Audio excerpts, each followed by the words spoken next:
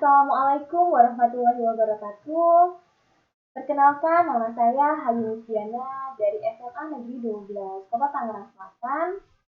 Kali ini saya akan memaparkan tentang asesmen kompetisi minimum. Latar belakang asesmen kompetisi minimum yaitu adanya perubahan ujian dari ujian nasional menjadi asesmen kompetisi minimum. Situasi saat ini, materi UN yang terlalu padat, yang lebih menguji kepada penguasaan konten bukan pada kompetensi penalaran. Selanjutnya, UN dianggap beban bagi siswa dan guru, serta orang tua karena menjadi indikator keberhasilan siswa sebagai individu. Yang mana seharusnya UN itu merupakan pemetaan mutu sistem pendidikan nasional, bukan penilaian siswa. UN hanya menilai aspek kognitif, belum menyentuh pada karakter siswa. Nah, sesuai dengan arah kebijakan baru, pada tahun 2020 dilaksanakanlah UN terakhir kalinya.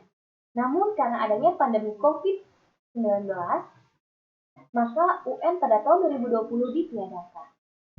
Tahun 2021 ini, UN akan diubah menjadi asesmen kompetensi minimum dan survei karakter, yang terdiri dari literasi, numerasi, dan karakter.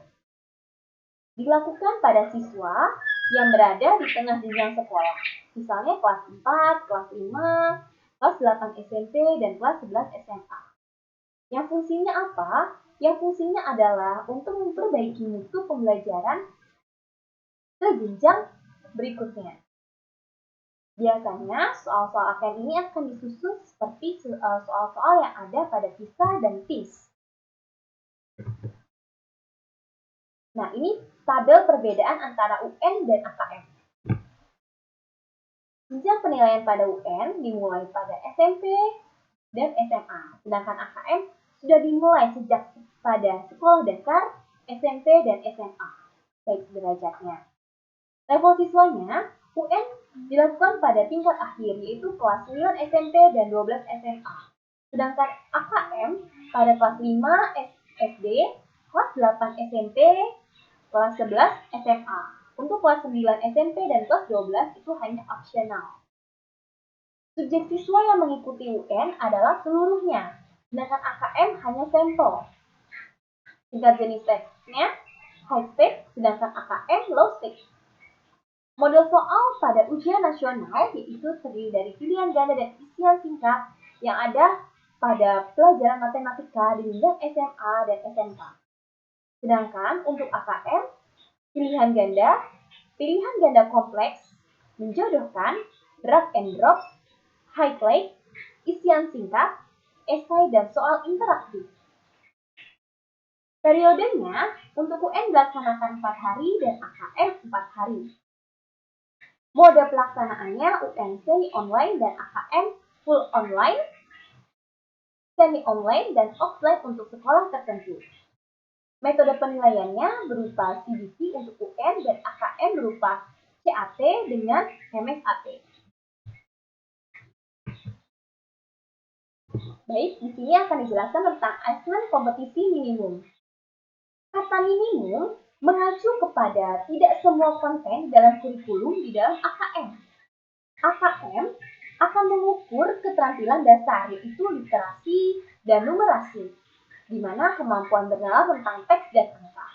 Kompetensi tersebut dibangun dari jenjang dasar, yaitu sekolah dasar sampai menengah dalam suatu learning progression. Jadi, peningkatan. AKM berbentuk survei dengan sampel siswa yang dilaksanakan pada kelas 11, 8, dan kelas 11, di mana tidak melaporkan hasil individu.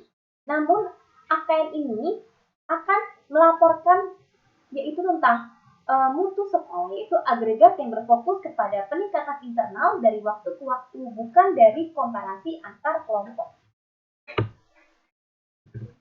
Komponen asesmen nasional yaitu ada 3.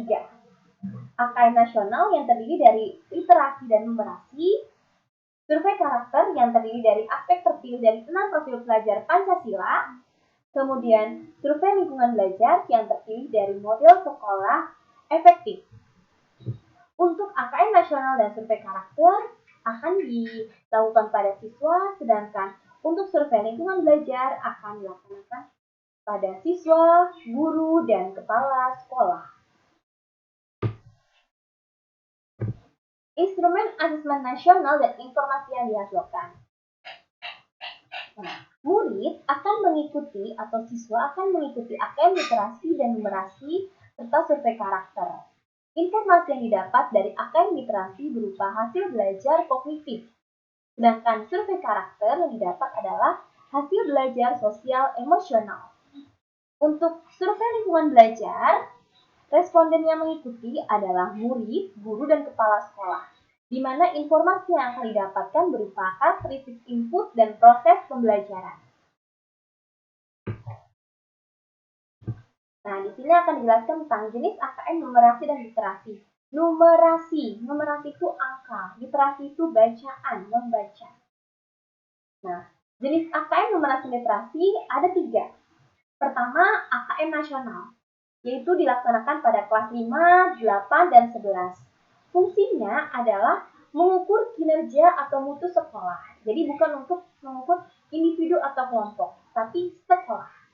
Administrasinya terstandar. Untuk yang jenis AKM kedua yaitu AKM kelas. Dilaksanakan pada awal sekolah dasar sampai akhir sekolah menengah ke atas.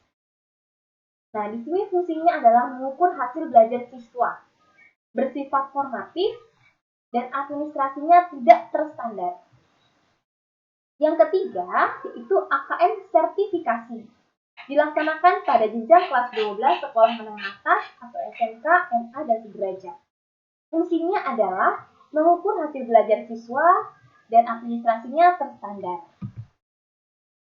AKM yang terdiri dari literasi dan numerasi, di mana literasi membaca merupakan kemampuan untuk memahami, menggunakan, mengevaluasi, merefleksikan berbagai jenis teks untuk menyelesaikan masalah dan mengembangkan kapasitas individu sebagai warga Indonesia dan warga dunia agar dapat berkontribusi secara produktif kepada masyarakat.